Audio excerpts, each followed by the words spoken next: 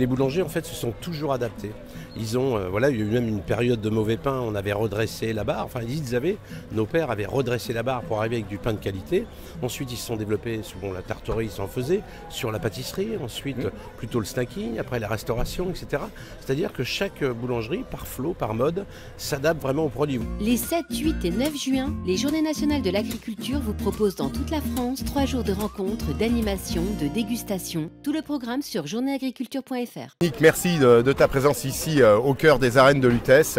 J'allais dire, on est un vrai nombril national pour ces journées nationales de l'agriculture, tant finalement le lien que nous avons, nous, au monde agricole, il est peut-être parallèle à finalement nos vies de quartier, nos vies de village. C'est monsieur le boulanger. Dieu qu'on aime notre boulanger, Dieu qu'on échange avec lui. Et je crois que dès nos premiers âges, on joue à la marchande avec notre boulanger parce que nos parents nous confient toujours un peu d'argent pour aller acheter la baguette. Tout à fait, c'est la première course qu'on donne à faire un enfant, d'aller acheter sa baguette à la boulangerie. Donc c'est vrai que là aujourd'hui, d'être ici, ça me fait penser un peu à Alphonse Allais qui disait « faut mettre les villes à la campagne ». Et là aujourd'hui, on a l'agriculture, on a tous les fruits et légumes, en fait tout de la terre à l'assiette, et bien sûr la baguette ou tous les produits de boulangerie-pâtisserie. Donc ça fait plaisir de voir ce stand, là où ils fabriquent du début jusqu'à la fin, par des produits de farine saine, de farine de bonne agriculture, de bonne meunerie, et qui vont aujourd'hui sortir sur des jolis produits, cette fameuse baguette qui a été inscrite à l'UNESCO, il faut le rappeler. Exactement, quand même. Oui. Donc c'est la fierté qui se vend aussi beaucoup à Paris, mais il ne faut pas oublier que toute cette baguette, ça vient de la farine des champs, de la campagne, de la France. Et bien souvent, et on est à peu près à une centaine de kilomètres en moyenne des boulangeries pour aller dans les champs. Donc ce fait que c'est quand même aussi un produit local avec des sièges locaux. C'est vraiment une économie qui est plutôt intéressante. C'est vrai que cette France, elle est profondément liée à ce monde agricole. D'ailleurs, notre entrée des classes était liée historiquement aux moissons également. C'est pour ça que nous avons une rentrée des classes en septembre. C'est important aujourd'hui que ce monde boulanger se fédère là aussi avec l'agriculture. On est à peu près sur une population d'un peu plus de 30 000 boulangers encore actifs, à l'instar de quasiment de nos communes françaises qui tournent autour de 36 000. Quoi. Tout à fait, on a 34 000 boulangeries, même 35 000 à faire, donc il y a 36 000 communes. C'est presque une boulangerie par quartier. Et puis c'est rythmé vraiment avec, c'est-à-dire c'est toute la filière. C'est une filière qui est énorme, c'est-à-dire un quart de la France est planté en blé.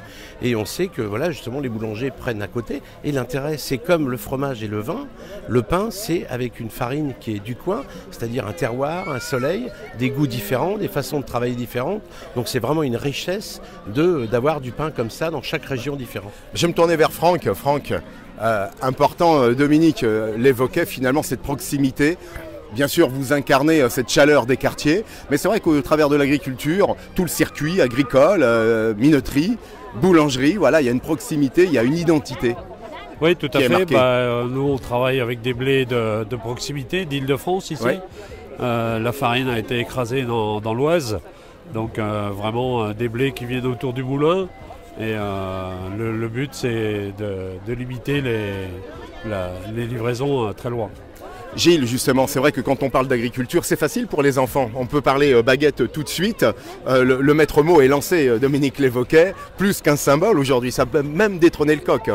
Il y avait 2 produits emblématiques qu'on voulait pour ces arènes de Lutèce. Donc l'agriculture à portée de main, c'est le titre de cet événement.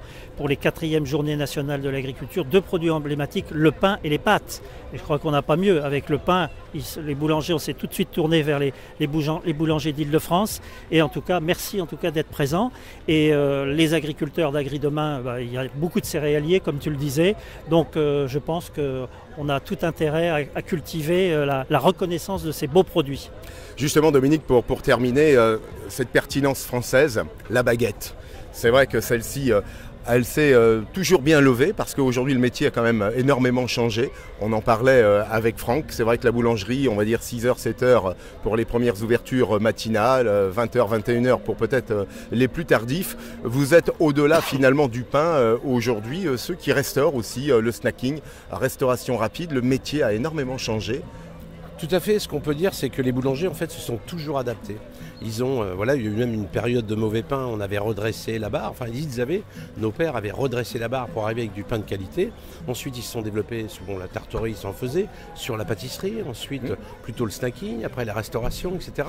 C'est-à-dire que chaque boulangerie, par flot, par mode, s'adapte vraiment aux produits. Vous voyez, aujourd'hui il y a un concours du sandwich national et il y a aussi des concours de sandwich dans les MJB, tous les meilleurs concours de jeunes, etc. etc.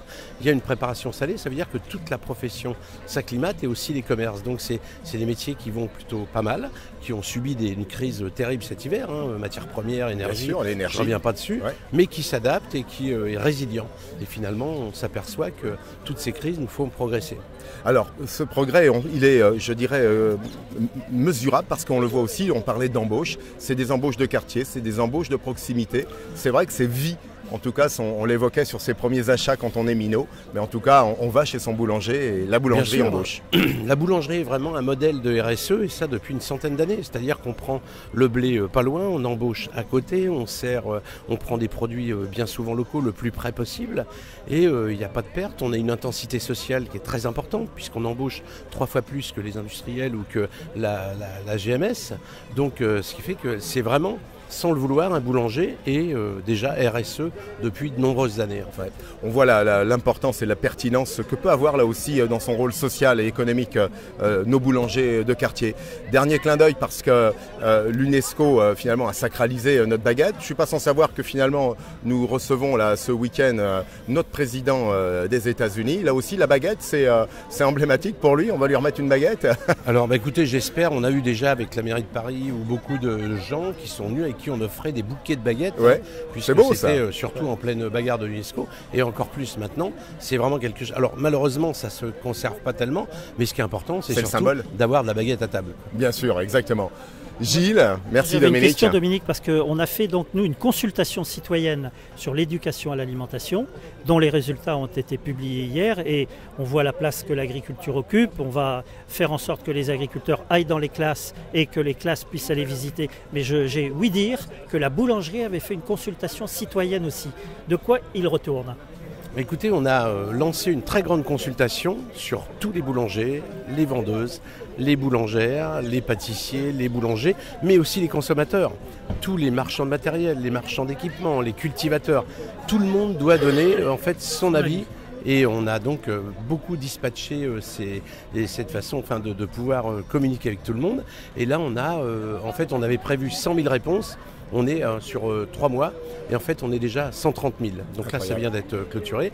On a plus de 1000 propositions, des réponses, comment les gens veulent voir la boulangerie de l'avenir, du futur, comment les consommateurs, comment les boulangers aussi voudront travailler, qu'est-ce que les boulangers souhaitent. C'est-à-dire c'est une consultation citoyenne complète.